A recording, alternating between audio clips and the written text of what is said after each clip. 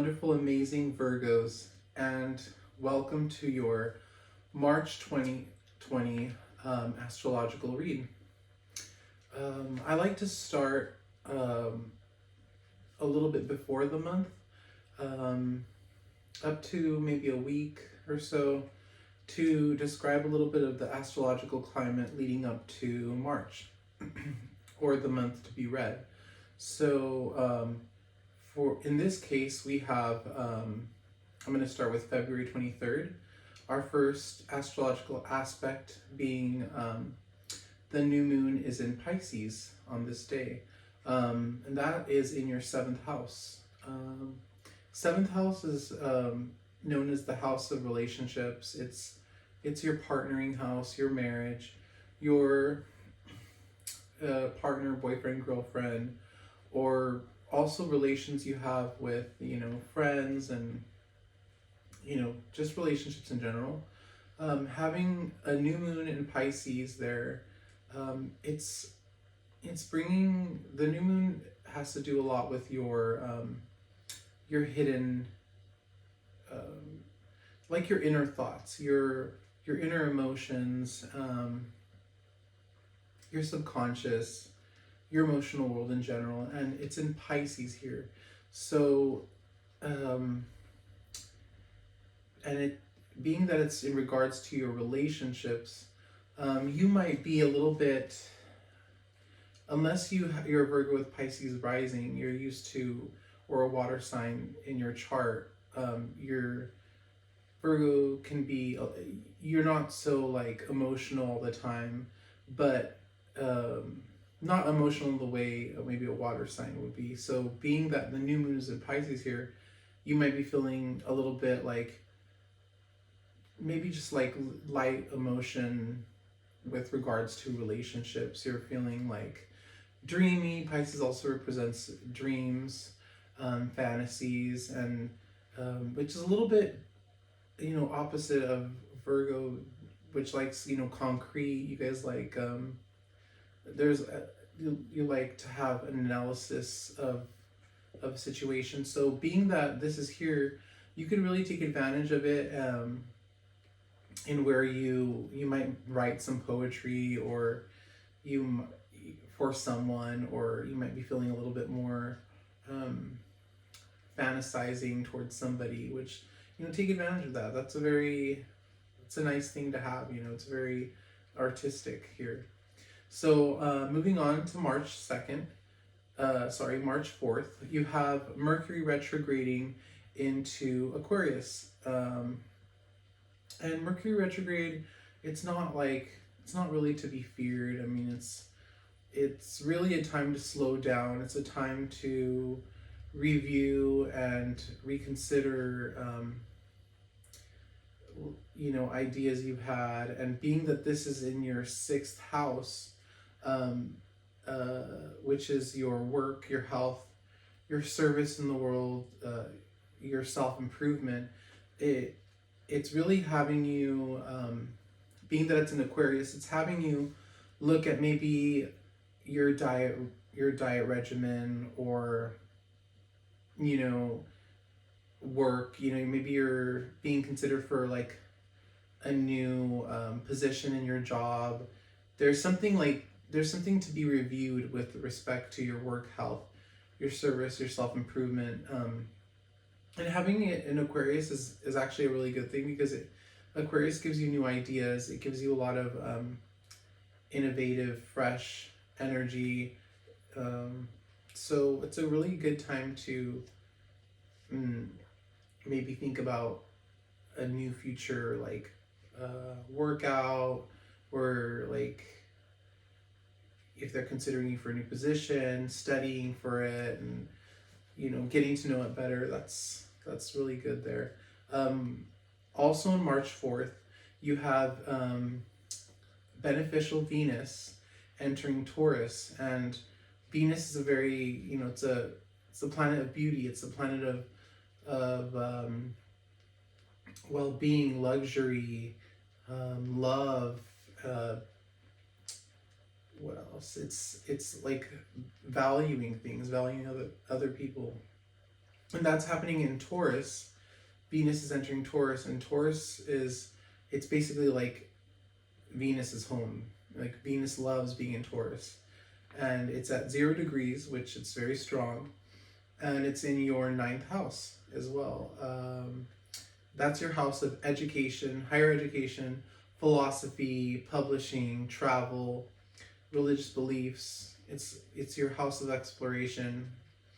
So the fact that it is with Venus in Taurus, it's showing that it's a really good time to be thinking about maybe traveling in the future, making some plans.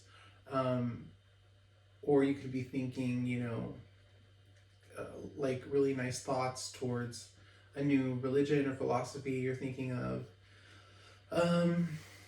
You could be feeling, optimistic with educational pursuits. Maybe you're thinking of taking a new course or, expanding your horizons in that sense. It looks like a good time to do that, especially because it's in a fellow earth sign, Taurus. On March 9th, Virgo, you will be having a full moon in Virgo, and that is right up in your sign. I mean, it's all you, baby. Having the full moon in your sign and in your first house, the first house has to do with your awareness of self, your appearance, your outward personality, how people see you. It's a very personal house, and having the full moon there, with the moon we have our emotions, our inner thoughts, our inner world, and you could be having a lot of passionate feelings. They can be showing on the outside, or you'll have extra energy maybe for getting things done. But the energy it's really introspective, so you could be I don't know, working on something, writing something up, but it affects you. So maybe on that day, you could also drink tea if you feel a little bit of anxiety, because that is a lot of energy that's going into your sign right there. Or it's also culminations. You could also be finishing a project, and you're pushing to that finish line. And the fact that it's in your sign, you're doing it in all Virgo glory. You're focused, your mind is sharp in it, and you're in your full faculties as a Virgo, analyzing things very well, articulating them, very cerebral in your approach, and that's really good for any project you might be wanting to finish. Also, March 9th, Mercury, which is also part of your rulership for Virgo, it's one of your planets, and it's going direct in Aquarius, which is also, Mercury likes to be in Aquarius, so that's happening in your 6th house. Your 6th house is your work, your health, your service, self-improvement, your daily life, and serving in that daily life. Having Mercury direct there, it's really helping your communication in that aspect. So let's say you're starting a new exercise regime, or health plan, or self-improvement plan, or work plan. It looks like everything's going a lot faster than it was the past 3 weeks. Like things are starting to move forward with more ease in that. So that's awesome. After that, you have on March 16th, Mercury is re-entering Pisces, but it's direct.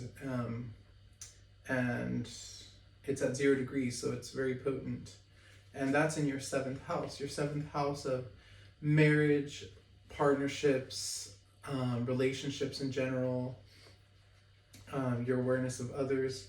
So in your dealings with other people, having Mercury and Pisces, Mercury in Pisces can be, you're communicating with someone and you have like, you're very creative in your communication with them, which is very good in relationships. I mean, it could be like very poetic. It could be like you're writing somebody a love letter or something, or a friend. You're gonna have a lot more ease in communication there. So on March 19th, which is Happy Spring Equinox, very good for productivity. Days are getting longer. You're able to get more done. And with that, also on March 19th, we have the planet Uranus sextiling your true node. And your true node is your destiny in the world. It has to do with your goals, aspirations, and having Uranus there sextiling, it's a positive aspect. So that planet really likes, sometimes it can be a little shocking, sometimes it could be, but this looks like shocking in a good way with the sextile there. It's bringing a lot of electricity, innovation to your destiny in the world, to your goals. And with it being in your ninth, and these aspects are in your ninth and 11th house, they're aspecting those houses, which your ninth house is your higher education, philosophy, publishing, travel. It's very explorative, and it's having a positive dialogue with your 11th house, which is your aspirational house of your friends, bigger groups, higher aspirations, your goals. So I see here that you're expanding, during this time you're having like sudden expansion towards your goals, towards your higher aspirations. And it could be involving a group or friends, maybe coworkers. And it's looking very auspicious for you, very, very positive. Also March 19th, you have the sun entering Aries, which is bringing it's like a little battery, because the sun, there's a lot of power there, and Aries is fiery as well, and it's very passionate, this aspect, and it's going into your 8th house, which is your, has to do with intimacy, regeneration, also, shared resources, joint ventures, a partner's resources, inheritances. It's all getting all this passion. It's getting this movement, because Aries wants to move, wants to get things done. It's an action taker. So you could be taking action, like loaning a friend money, or them loaning you money, or you guys going into business together, or firing up that life of intimacy, which there's other words for it, but yeah, it looks like a very spicy time on March 19th. So get out there, get out there and go mingle a little bit. On March 21st, Saturn is entering Aquarius. This is huge, because last time Saturn was in Aquarius was about 29 and a half years ago. It goes through a sign like every 2.5, 3 years. And the fact that it's in Aquarius is a big deal, because it had been in Capricorn for about 2.5, 3 years. And it's Capricorn, Saturn in Capricorn is a little bit more, it's like fatherly energy, it's like disciplinary, and now it's kind of going into more like a fun vibe with Aquarius, because it likes to be in Aquarius. Aquarius has to do with groups, and it's a lighter energy, it's air, it's information, it's higher thinking, it's the higher octave of, it has Uranus, which is it's really planet, and that's the higher octave of Mercury, so it's great in communication as well. And that's Saturn is entering Aquarius March 21st in your 6th house.